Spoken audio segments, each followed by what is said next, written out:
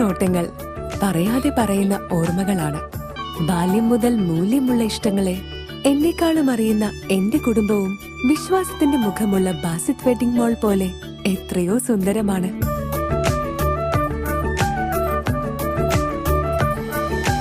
Basit wedding mall, Basith arcade, Poonkottukulam, Tirur. കുവൈത്തിലെ തീപിടുത്തത്തിൽ മരിച്ചവരുടെ ആശ്രിതർക്ക് അനുവദിച്ച സർക്കാർ ധനസഹായം കൈമാറി.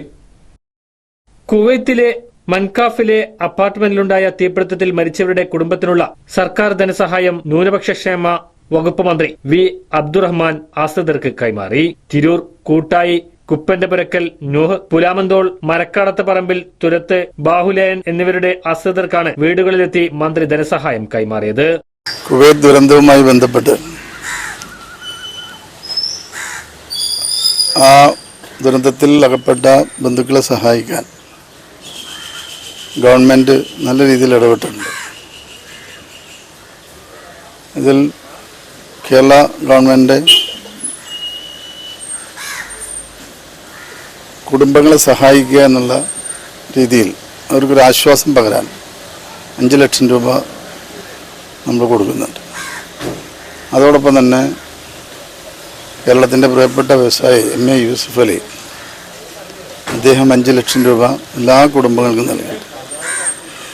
ആ പണം ഇന്ന് നമ്മൾ അവരെ ഏൽപ്പിച്ചു.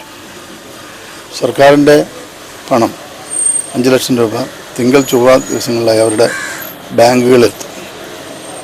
പിന്നെ സ്റ്റീഫൻ ജോർജ്, അദ്ദേഹം 2 ലക്ഷം രൂപയും, പ്രിയപ്പെട്ട രവിപിള്ള, കേരളത്തിൻ്റെ നമ്മുടെ പ്രവാസി വ്യവസായി, അദ്ദേഹം 2 ലക്ഷം രൂപയുമാണ് ഇപ്പോൾ നൽകിയിട്ടുള്ളത്. അങ്ങനെ 14 ലക്ഷം രൂപയാണ്. കേന്ദ്ര സർക്കാരിൻ്റെ ധനസഹായം പ്രഖ്യാപിച്ചിട്ടുണ്ട് 2 ലക്ഷം. പക്ഷേ അതുമായി ബന്ധപ്പെട്ട വിവരങ്ങൾ നമുക്ക് ലഭ്യമായിട്ടില്ല. ഇതൊരു അവരുടെ എല്ലാ കാര്യങ്ങൾക്കും തികയുമെന്നുള്ള വിശ്വാസമൊന്നും ഗവൺമെൻറ്റില്ലെങ്കിൽ കൂടി വളരെ ചെറിയ കുട്ടികളാണ്, വിധവയായിട്ടുള്ള അവരുടെ ഭാര്യക്കും അത് ഭാവിയിൽ ഉപകാരപ്പെടട്ടെ എന്നുള്ളതാണ് നമ്മൾ ആഗ്രഹിക്കുന്നത്. അപ്പോൾ ഇതിൽ നിന്നും ഒരു നിശ്ചിത തുക മൈനറായിട്ടുള്ള കുട്ടികളുടെ പേരിൽ ബാങ്കിൽ സ്ഥിര നിക്ഷേപമാണ് ചെയ്യുന്നത്. അവർ പ്രായപൂർത്തിയായി കഴിഞ്ഞാൽ ആ പണം ആ കുട്ടികൾക്ക് ലഭിക്കും.